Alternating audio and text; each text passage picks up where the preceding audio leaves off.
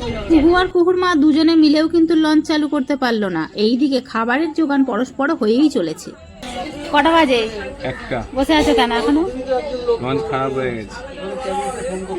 তুমি কেন বসে আছো? কোথায় এসে দাঁড় করিয়ে দিয়েছে? ক্যাজরাখানায়।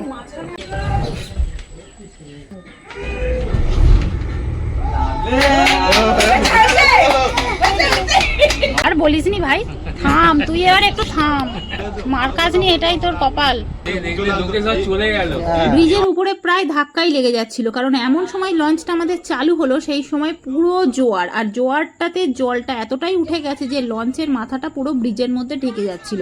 আর অন্যদিকে সবাই বাড়ির দিকে ফিরছিল আর আমরা যাচ্ছিলাম সেই সময়। যেহেতু দুপুর গড়িয়ে বিকেল হয়ে গেছে, সেই জন্য আমরা প্রথমে লাঞ্চটা সেরে নিয়েছিলাম, তারপর কিন্তু নেমেছিলাম। লাঞ্চে ছিল ভাত, ঝুরি আলু ভাজা আর একটা চচ্চড়ি ছিল, তার সঙ্গে ইলিশ চিংড়ি দুটোই ছিল, আর চাটনি পাঁপড় তো মাস্ট। তারপরেই আমরা নেমে ব্রিজের ওপর দিয়ে হাঁটতে শুরু করলাম।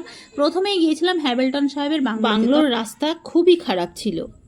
আমরা চলে এসেছি হ্যামিল্টন সাহেবের বাংলো। তবে আমার মনে হয় এখানে যেহেতু বর্ষাকালে এত পর্যটক আসে, তাই রাস্তাটা অতি অবশ্যই উন্নত করা প্রয়োজন।